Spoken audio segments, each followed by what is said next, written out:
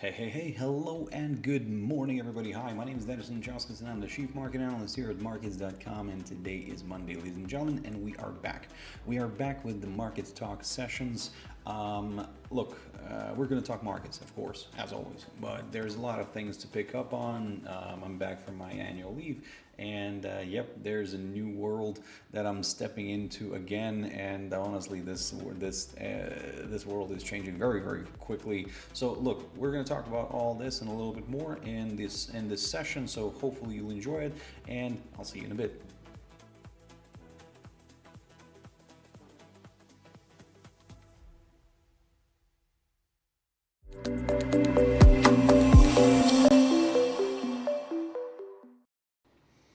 All right, ladies and gentlemen, hello, and good morning. This is me, Darius Anucauskas from Markets.com, and I'm the Chief Market Analyst here. So look, I am back into the game here. Look, ladies and gentlemen, we're back with the Markets Talk, and we're going to look at what's happening in the world and what has been happening in the world since I've been away.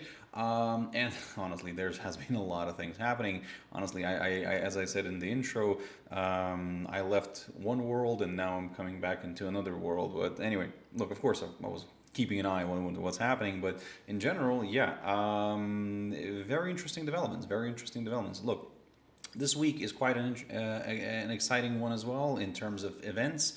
And let's see how that's going to play out. Look, but before we go any further, as always, let's quickly read through our risk disclaimer. So yes, the content we produce does not constitute investment advice or investment recommendations and should not be considered as such. This material should not be taken as an invitation to acquire any financial instrument or product. I'll give you a few seconds to read the rest. I'm just going to put my usual good morning in the chat room. Good morning, everyone, ladies and gentlemen. Yep, there we go. Oh, for some reason it's not popping up. Let me just put this again into the chat room. Good morning, everyone. For some reason there is some sort of an error throwing out here. Let's see if this is going to work this time. Yeah. Oh, excuse me.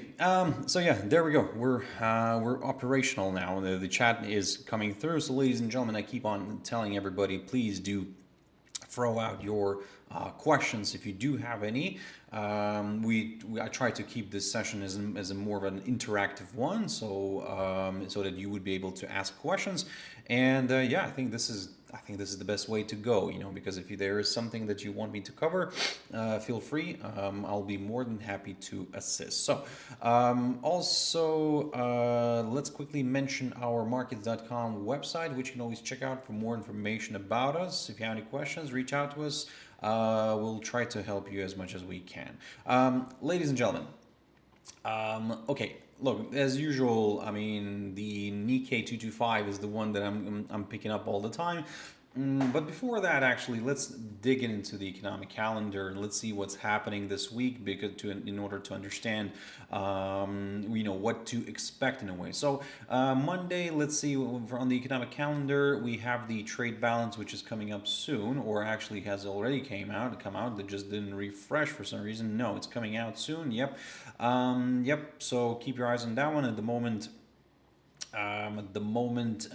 we are expecting a higher number, a bigger surplus. Let's see if that's going to be the case. If suddenly it drops below the forecast, then maybe, again, depending on how it's going to come out in relation to the previous number, then we'll see the action in DAX probably, or if it was going to be a lower number, then we could see a little bit of a lower number.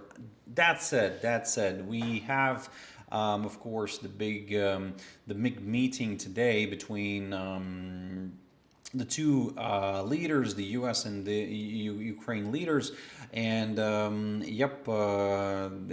there's going to be, like I said, interesting developments there. I think that the market is more worried about what kind of outcome is going to happen there. What kind of a message will the U.S. administration deliver to the Ukrainian one?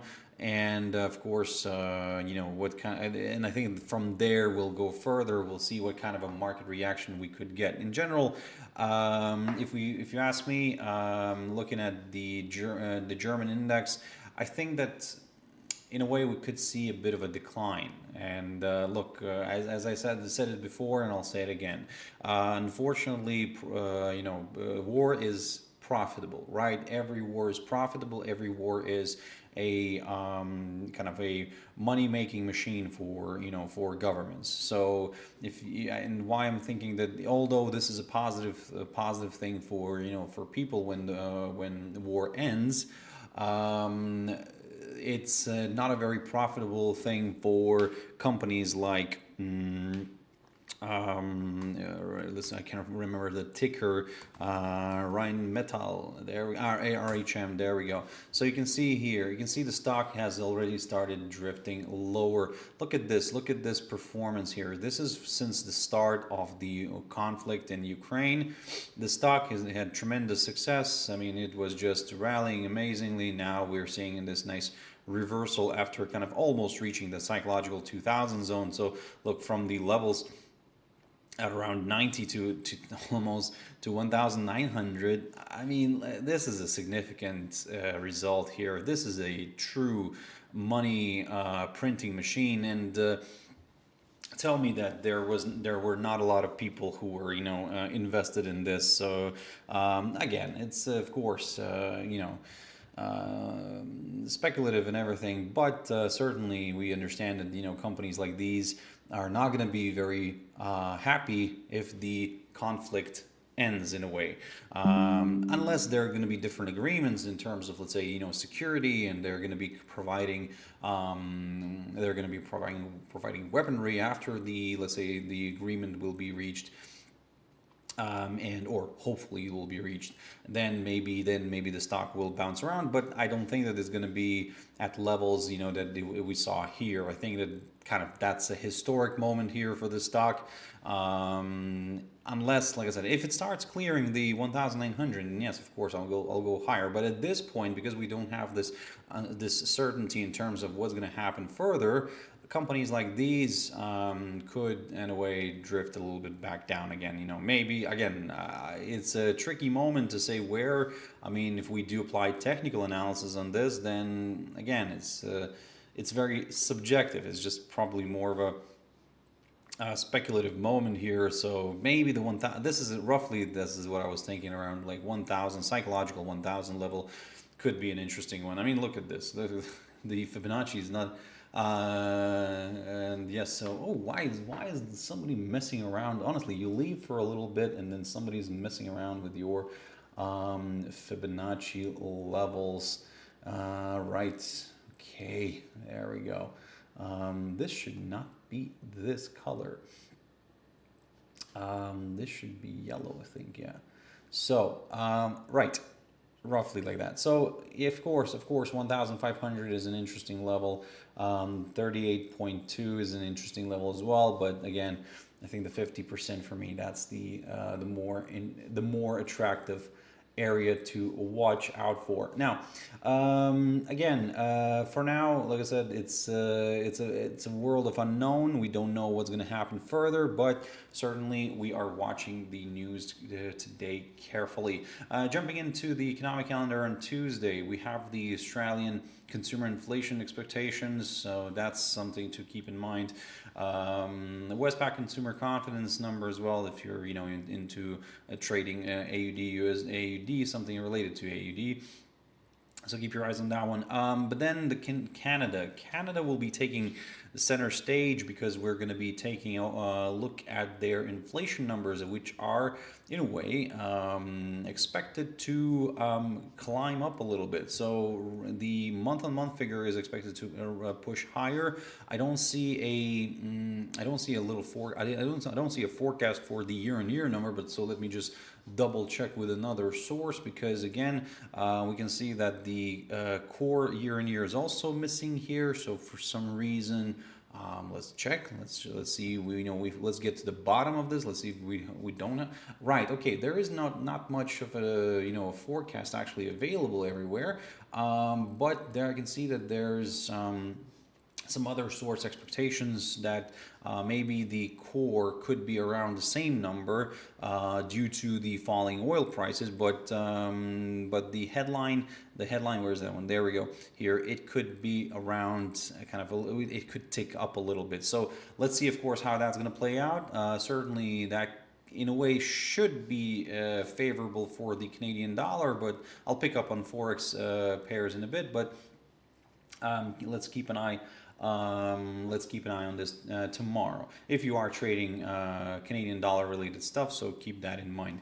Building permits from the US, yep, that's something to keep an eye on as well. And then that's kind of it in a way for the main major data. We'll be in between kind of Tuesday and Wednesday overnight. Again, depends on which time zone you are in.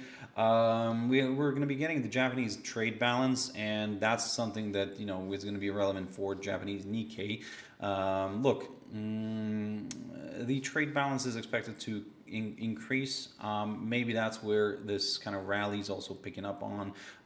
In general, I think that the rally in Asia is picking up on potential truce or potential end of the Ukraine conflict. So we'll see about that, of course. Let's put it this way. Now, I'll believe it when I'll see it. Now, going into Wednesday, the Chinese loan prime rate is coming out. So this is what we're expecting. The PBOC, the People's Bank of China, is expected to keep the rate unchanged at 3% for the 1 year and 3.5 for the 5 year.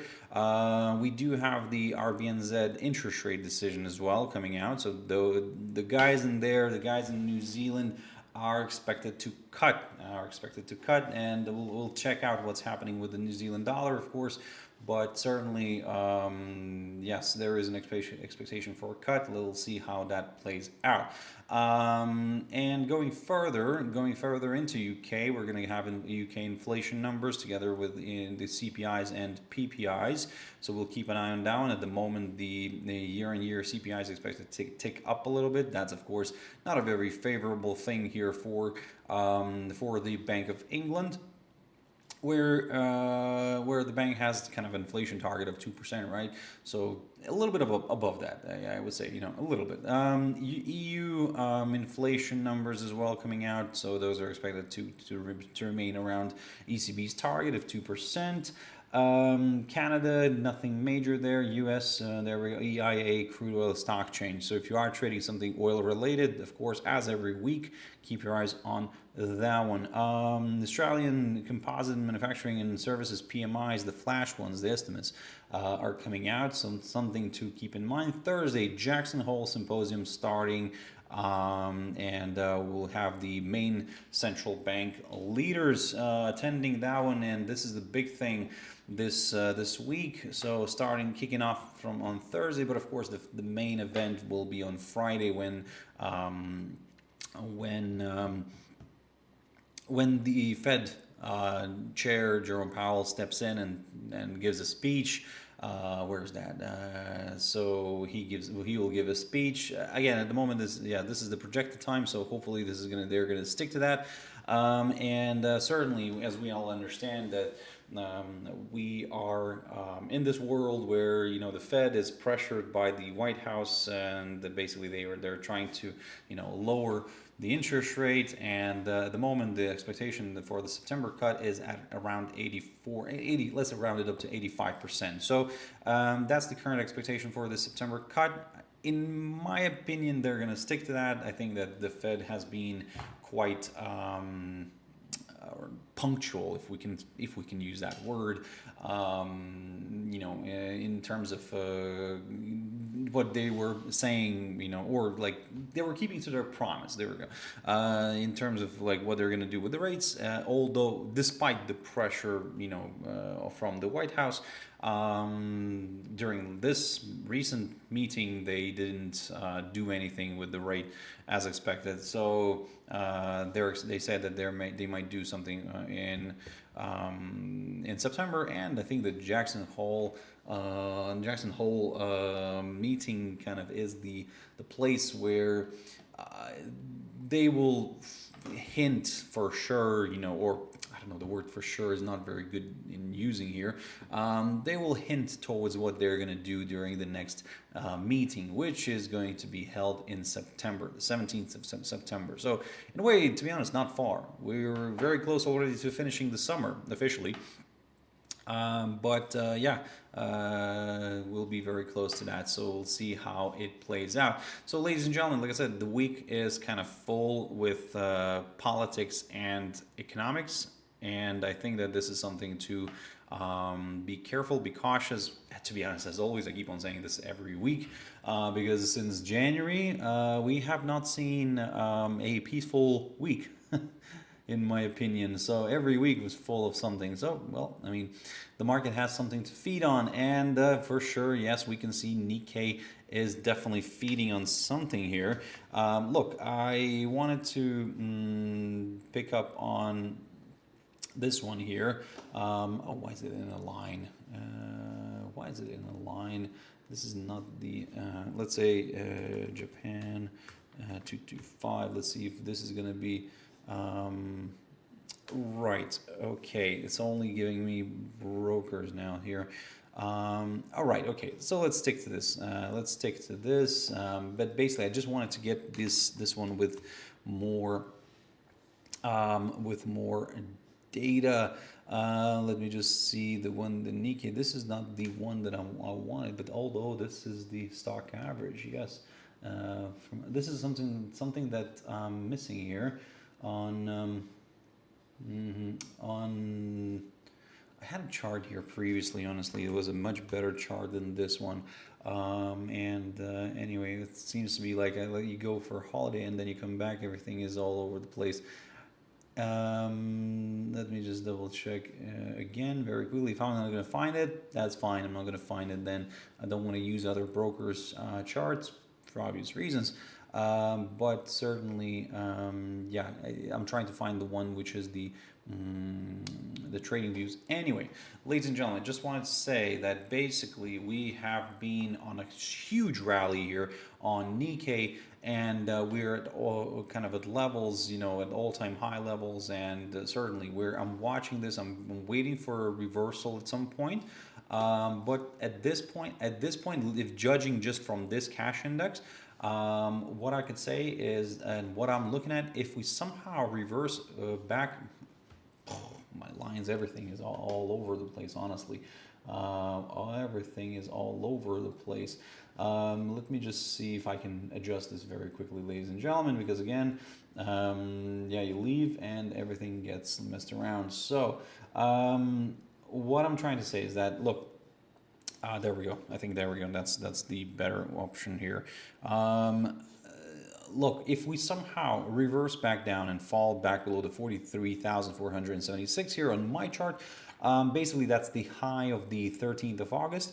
If we somehow reverse and stay below it, I will consider a possible move back down, especially looking at this weekly chart.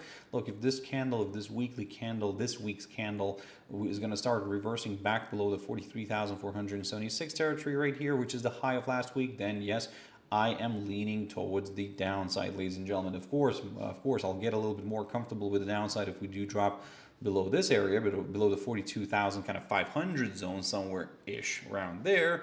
Ooh, now that's going to be an interesting one, and yep, this is where more sellers here could join him. So keep that in mind. Of course, we're at a very interesting spot. Let's see how this is going to play out. China is enjoying the moment as well, of course, because there are talks between China and India now. Like there's kind of some sort of political progress, and the market is loving that. And in general, China is holding on very well. And I think that for now they're enjoying the moment here. There's undoubtedly interest rates. They're stable, not much fluctuation in there. Certainly, don't get me wrong, demand is slowly picking up again, but still maybe not where where the leadership would like it to be. However, it's like I said, there's this potential maybe official opening of the Russian market as well, again, because we understand like sanctions and everything like that, but this is where this kind of it could step in. Then there's like this calming moment with tariff situation with between U.S. and China, and look, it's a perfect moment. I think that we still don't know the full proper details of of between China and the U.S. what has been agreed like back then, like almost a month ago or a few weeks ago actually. And this is the thing. I mean, and I think that the fact that the world has shifted away from tariffs now, for now, I think that this is where this is what we're kind of, like I said, watching carefully, and we understand that and the fact that, like I said, the fact that the world has moved away, that's kind of giving Chinese companies probably a little bit of breathing space, and we understand like everything is done in the background, every deal, every decision, and every corporation. Still, there's work.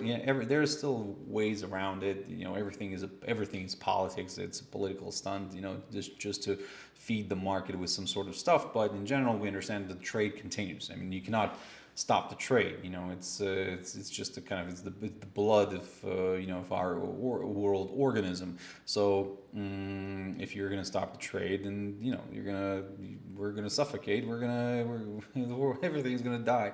But that's why I'm saying. So for now, I think the fact that we moved away from all these political talks around tariffs, that's giving some breathing space here for the Chinese stocks, and we're seeing a nice push here to the upside. Maybe we could go all the way here towards this area right there. There we go, to this peak of the September of 2024, around 15,400. So I don't know, it would be an interesting moment here, to be honest, but for now, let's go slowly.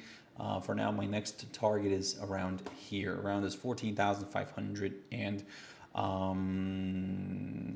around like 14,600. Let's round it up here. Let's jump into the US very quickly. So look, I wanted to pick up on this very a lot. Like on Friday, we had this massive jump here. I think that politics was the key one here. Certainly people were talking about the CPIs, PPIs last week, because again, on Tuesday, let me just double check myself because I wasn't here. But yes, on Tuesday, we got the US inflation numbers. It came out around 2.7. That's the headline. Core 3.1. That's much higher. So basically, this number here, the headline, kind of probably was subdued, was suppressed because of oil prices, because this energy prices. So because this one includes energy, this one excludes energy, and service sector started, picking up. And now this is something that I think the Fed is battling right now, because look, although I said before that they're trying to they're thinking about cutting rates and announcing that they're going to be cutting rates because in September that's the plan. But I think that still the Fed is worried that all this thing could lead to stagflation, because at the moment you're having signs that inflation is picking up. You have inflation picking up. You have unemployment starting to grow, and then growth is a little bit slowing down. So this is a key moment for stagflation, and a lot of analysts have been talking about this. A lot of people on TV have been talking about stagflation, and this is not something new, but this is quite realistic. But because you have this very interesting moment where the Fed is pressured by the White House to go continue cutting rates, and this could ramp up inflation, to be honest. And look, to deny the fact that there were some issues, or the economy has received issues, or there was a negative kind of moment from the tariffs, that that would be wrong to say that there was no negative tariffs. No, we had some supply disruptions. I think that a lot of companies did buy a lot of inventory because they didn't know what was going to happen. Certain prices were maybe elevated a little bit, and now you need to get rid of everything which you have kind of piled up on, and you're not really willing to take a hit, right? So you're gonna ramp up the price. So now we're getting into this new norm. So I think that the inflation, yes, I think stagflation has room to be. I'm not saying that it's going to happen, but it has room to be, because inflation picking up? Yep, especially the one, where's that PPI? Was it on Friday or Thursday? Thursday, there we go. US PPIs came out year on year, 3.3 against the forecasted 2.5. That was already on a higher end, but this one just came out. Honestly, this is what I'm talking about. This is the moment where companies are, like I said, they're incurring costs, and they're really willing to pass on those costs to the consumer. I don't think that they're going to take a hit. I think everybody's talking about how, one side is going to take the costs. They will absorb the cost. The exporting and importing, both exporting and importing sides will absorb the costs in order not to affect the consumer. I'm sorry. In what world did that ever happen?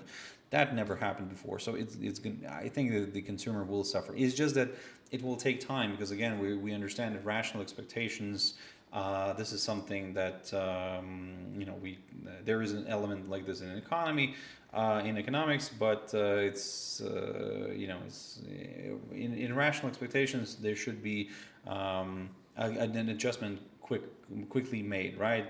But because we know that it takes sometimes a year for the consumer to realize what has happened, I think that yes, I think inflation, CPIs could pick up, and we'll see the effects.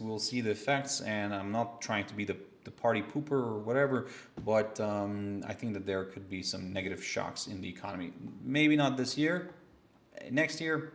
Look, I don't want to be the one that's going to be like keep on saying, oh, we're going to have a crash, and then for like 10 years doesn't happen, and on the 11th year it happens. I'm like, I told you so, right? No, I'm not that guy. I'm not going to be that person. But I just want to say that just keep an open mind. I mean, look, things happen, and certainly, yes.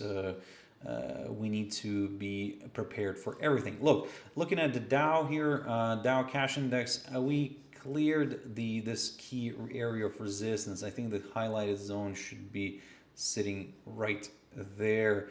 We cleared this key area of resistance. We on Friday we rallied, we created a new all-time high. I told you that Dow was gonna pick up the pace and hit the new all-time high like the others. The S&P did so, the Nasdaq did so. So it was a matter of time that if you were watching my shows, I kept on saying when we were still here, look, the S&P is gonna pick, it's hitting all-time highs, the Nasdaq is hitting all-time highs. Dow is also gonna do that. There we go. Now everybody has hit the all-time high. What's next? Next is, of course, a correction. Now, this is the thing. We're waiting for that correction, but we don't know when that's going to happen. But certainly, for me personally, I would say, okay, I have drawn this upside line. It's a little bit of a tentative one, but I'll keep that for now. But still, what I'm focused on are the EMAs and this key area of resistance, this area around that 45,000 mark. Now, if we once again climb back above it, I will consider a move to the upside. I will consider a move higher, and certainly I will go for those, for that 45.5 or even above that. But at this point, I'm just careful. I'm watching the show here, and certainly I want to see what's gonna happen next. But whenever we get a new all-time high, but at the same day the daily candle fails to stay near those new highs, or even better, it fails to stay above the previous all-time high. Now that's for me a worrying sign, and that's for me a little bit of a negative moment. So let's see how this is going to play out. Of course, I'm not rushing into things. However, we are at a very interesting spot. S&P 500. So yes, I said to you that, look, I'm going to be targeting this 61.8. There we go, tick. We hit that. Now we're resting above that 61.8 here on my Fibonacci extension, which is drawn still from the lowest point of October 2022 to the highest point of February of 2025, and then the lowest point of April of 2025. So we in general, look at this from since April, since that like Liberation Day, we rallied, and that was quite a significant, jump, I would say, without having a big retracement. Look at this. How much did we rally from that? 35%. So I think a little bit of a retracement back down should be possible. And I will consider that move if we somehow fall back below. Let me just get rid of this Fibonacci. I don't need it anymore. If we do fall back below this area, let me just zoom in. There we go. This is what I'm talking about here. This is the area that I'm watching. If we do fall back and stay below the 6,000, was the number here 435-ish zone, then yes, I'm going to consider a move lower. Let me just double check here something. All right, okay. So that's what I'm keeping an eye on. Let's see how all this is going to play out. Of course, I have a bunch of levels here, which I think I no longer need. I will get rid of some of those just to clear up the chart, just to tidy it up a little bit. Yep, I know I can just right click and delete all lines, but some of the lines I do want to keep. Anyway, so yeah, this is what I'm watching here. This is 6,435. We're at a very interesting spot. Let's see what's going to happen next. Jumping into NASDAQ, yes, the technology sector is kind of slowing down a little bit. I think that there are, because there are talks about tariffs on chips, yeah, it's an interesting moment here, so maybe this could, suffer at a later stage. But the fact is that we are trying to shift back below this high, the highest point of July, which is around the 23,700. If we can drop and stay below that, I'm going to lean a little bit more towards the downside. Dollar index, watching carefully, and I think that the dollar could be, look, it's not a very favorable moment right now for the US dollar, just because we are in this period where we're going to see some cuts from the Federal Reserve, and that's not going to be a very positive thing for the US dollar. So that's why I think that we are ready to maybe make a move back down. The German index DAX, look, I said already in the beginning of the show about the about Rheinmetall, and by the way, there are some other companies that would not be very happy about, end of conflicts. So RTX, I think that's the one. Yes, RTX Corporate, Raytheon Technologies. So these guys right now, they're like the big military suppliers, and yep, we're seeing a nice decline here. So I think that's there will be a moment for them to correct back down. I think that the correction back to the 150 level somewhere here could be possible for the RTX Corporation, but of course, let's see. So the German index, we failed to stay above this downside line. Looking at this my cash index here, we had this downside line drawn from the high of the 10th of July.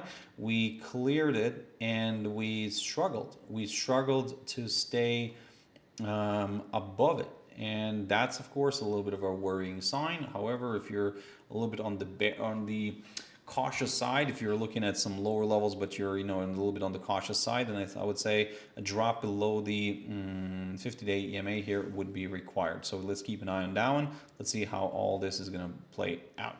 The German, sorry, yes, already looked at this one. The FTSE 100 very quickly. FTSE 100, it's an interesting one, and certainly. After creating a new all-time high. Actually, for this one, let me just get rid of everything and have a fresh look. So we created a new all-time high last Friday, and now we're drifting back to the downside. Look, I would say this way, that if we do fall somewhere below this 9,086 zone, I will consider a move. Lower, maybe towards that, like I said, towards that 50-day EMA. Let's have a look at Bitcoin. Actually, you know what? Let's have a look. Let's have a little bit of a different session here. I will look at the cryptos, and then I'll jump into the Forex, because again, the Forex is very important right now, what's happening there. But cryptos, I just wanted to quickly jump into that one. It's not going to be for dessert as usual. I'm going to shift this a little bit. So cryptos, look, Bitcoin created while I was away, went for a new all-time high. That's fine. But in general, it kind of stayed near my target of 122,000, and this is where, you know, I'm quite happy, because I talked a lot about this. I was saying that, look, I have this Fibonacci extension, which is subjective. Don't get me wrong; it's not really very objective, but subjective. But it's drawn from the lowest point of August of 2024 to the highest point of January of 2025, and then the lowest point of April of 2025. So you measure it this way, and you get yourself a picture like I have right now. Basically, what I talked about previously, I said, look, if we do fall below this area, below the 112, then yes, I'm going to get more bearish. But at the moment, I am getting more bearish right now, because look, we broke the upside line. We fell below the 116 territory, somewhere around here, and we're resting right now on the 50-day EMA. Now, if you're looking at some further declines, well, I think the 50-day EMA is quite an important one. Let's get rid of this Fibonacci extension. I think it has done its job, so maybe it's time for us to allow it to rest. So if we do fall and stay below the 50-day EMA, then yep, my next target is the 100-day EMA right there, and then we'll just kind of take it from there. So long story short, at the moment I'm watching very carefully that 115 territory, where my 50-day EMA is around. If we do clear it, I'm going to go to the downside. Bitcoin Cash, beautiful decline. Yep, beautiful rising channel. Look at, I mean, I talked about this, and I said to you, like, if we clear this, before I left, I talked about this 563 territory. If we clear that one, I'll go higher. We cleared that, we went higher, we tested this 632 area beautifully, or near that level beautifully, and that was where the upper side of my rising channel was. And there we go, beautiful reversal back down, amazing. And yep, I would say this way, for now it's the moment here where, let's see if we're gonna get a test of the lower side of this rising channel. So near the lower side of this rising channel, we have the 50-day EMA, which could be a good test as well. But then the question is if we're not going to break it, because eventually the rising channels and falling channels get broken to the opposite, in the opposite direction.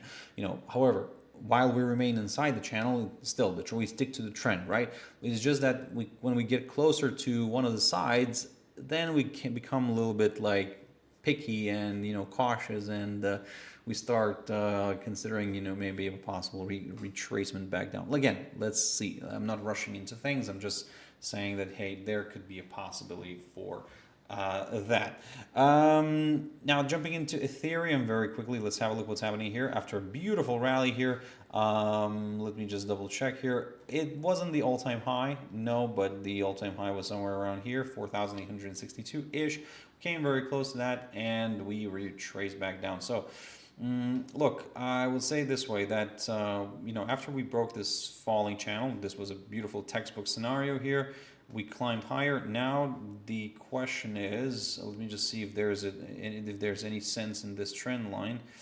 No, not really. No. And another thing is, there is no sense in, I don't like this.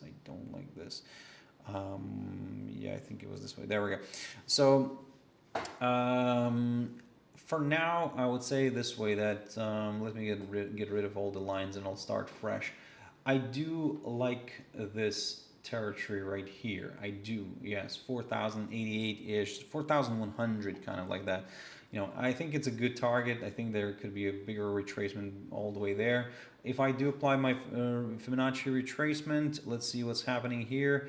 Yeah, why not? Really, why not?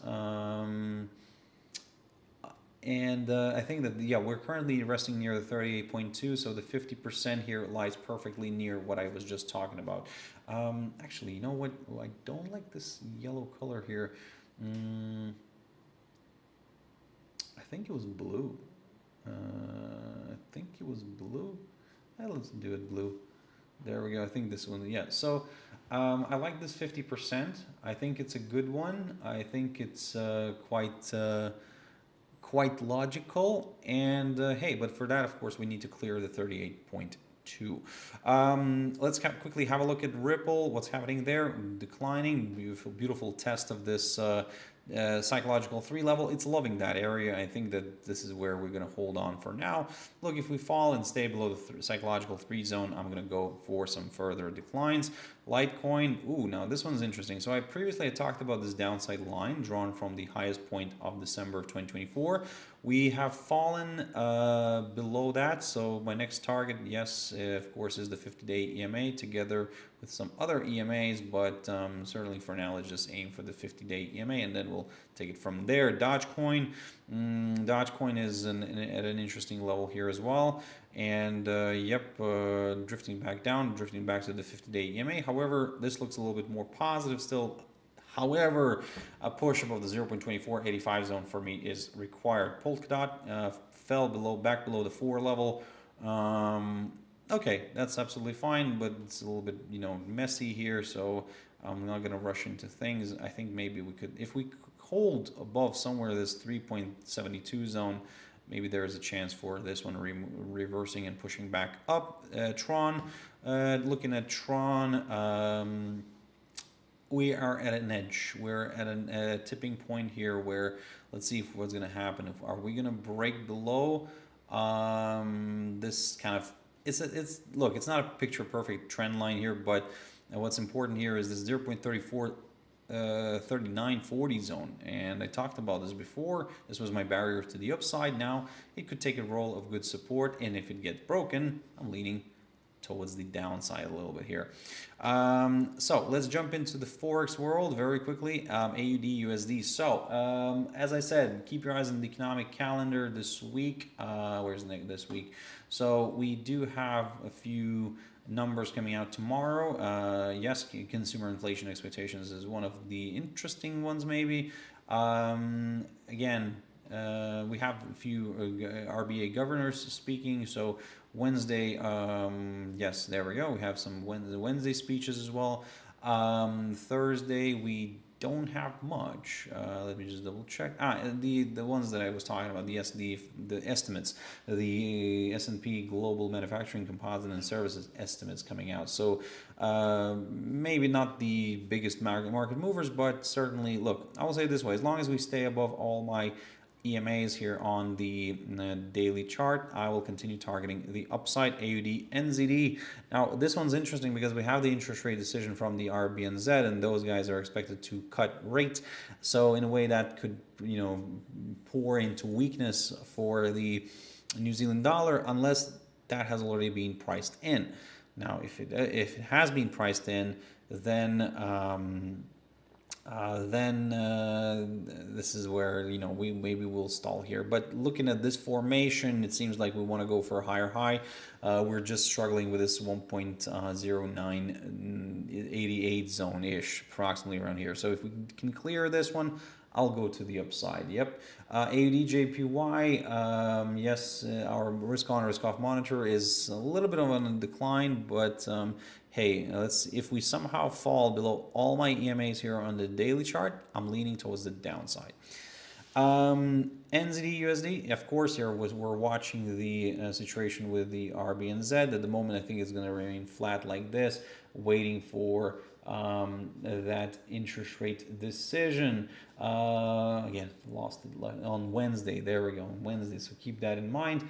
So if you are trading something NZD related, so just remember that there is an interest rate decision, which could, in a way, potentially impact New Zealand dollar in a negative way, just because we are expecting the cut from the RBNZ. So keep that in mind, unless it has been already priced in. But let's see. NZDJPY. This one's looking a little bit more negative, to be honest. We fell back below this 50-day EMA together with this 87.5 zone. So hey, if we can stay below that and we fall below the 100-day EMA, or in general we fall below all the EMAs on our daily chart, then yep, more sellers could join in. More sellers could join in on a drop below the 86.66 zone. That would be a confirmation of a forthcoming lower low. USDJPY, we're resting. It's it's an interesting one here as well. And we're resting on this upside line. We're resting above the 100 and the 50-day EMA. So if we clear those, I will go a little bit more to the downside. US dollar against the Canadian dollar. I would say this way, that if you're looking for some higher levels on this one, then wait for a push above this barrier. Look, I talked about the inflation numbers that are coming out from Canada tomorrow.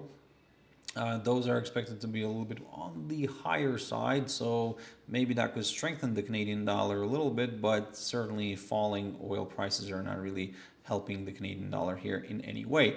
US dollar is not the strongest one right now, but it is stronger than the Canadian dollar, but it's not the strongest currency. So let's see if DXY kind of eventually falls off the cliff and then moves a little bit to the downside. Look, long story short, for now, I would say this way, that if you're looking for some higher levels, then just probably wait for a push at least above all the EMAs here on my daily chart, and then we can start, shifting our attention to some of these levels right here near the 1.40 or a little bit above that. USDCHF, I want to get rid of everything and start fresh. We're below all my EMAs, and if we start falling somewhere below this territory, below the 0.8025, I'll consider a move a little bit to the downside. I'm not going to get bearish because we have this upside line right here, but if we clear this upside line, yep, I'm looking at some downside. EURUSD, very interesting developments here as well. We are approaching this downside line, and if we can clear the downside line, now that's where the interesting bit comes in, and basically I think that it can open the doors to some higher levels. Despite having this this barrier, yes, it's an important one, the 1.1830, but if we clear this downside line, I think there's a good chance for this one clearing as well.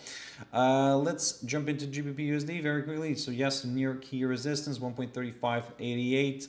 Let's see if we can clear that. If we can, I'll go to the upside. And finally, for dessert, now this time it's going to be dessert. Commodities are going to be dessert. Okay, look, with gold, I really want to get rid of everything here and basically start fresh. So let me just remove everything here, just put this one back. So look, in general, the structure, what we're seeing here is this, that previously I talked about a range. In a way, that could still be valid. But then I started talking about, I'm talking about this range. So in a way that could still be valid. However, then I started talking about a triangle pattern, and that was kind of in a way working out initially, but then it stopped because then the triangle kind of, the lower side flattened a little bit. So now we have something like this.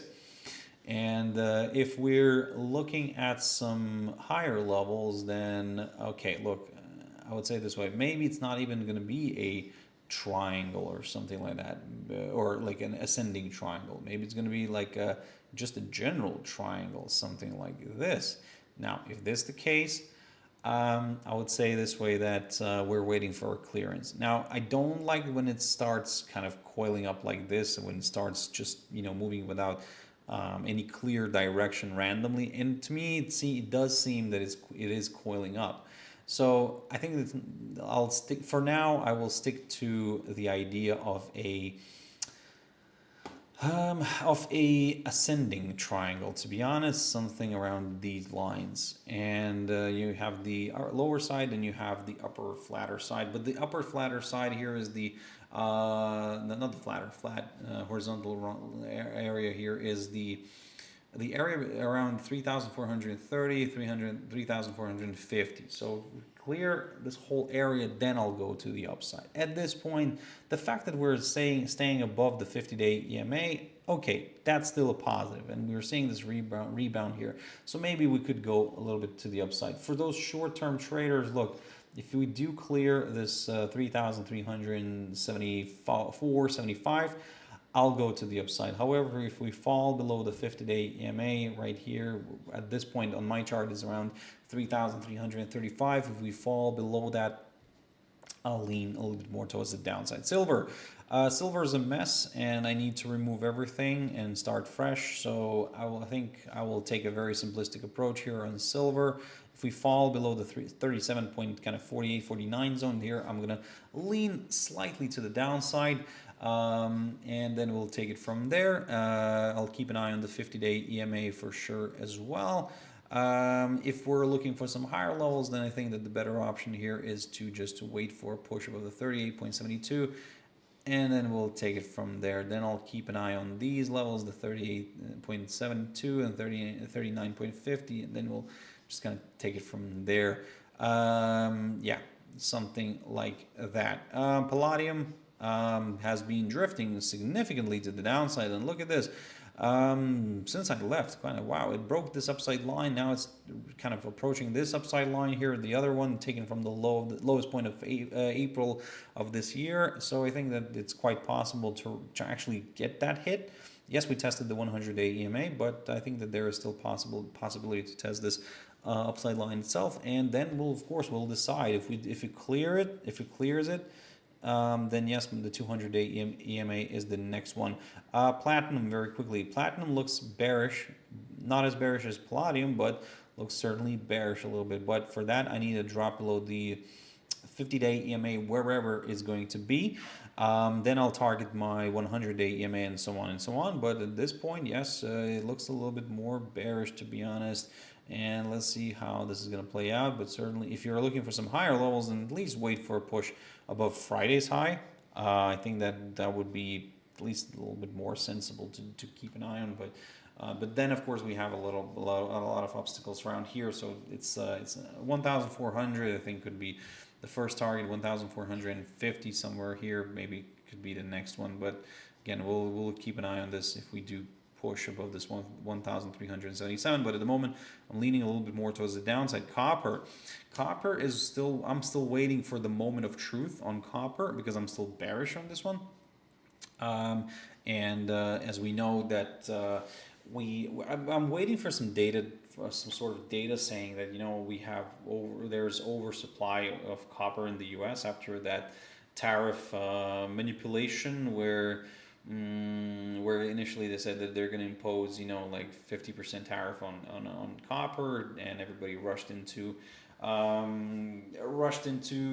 buying copper, delivering it to the U.S., and then they removed the tariff, and they said only on kind of semi-finished goods, so the raw material is going to be okay. So honestly, and and then everybody understands now that everybody's sitting on a pile of copper. We have a little bit of a slowdown in demand.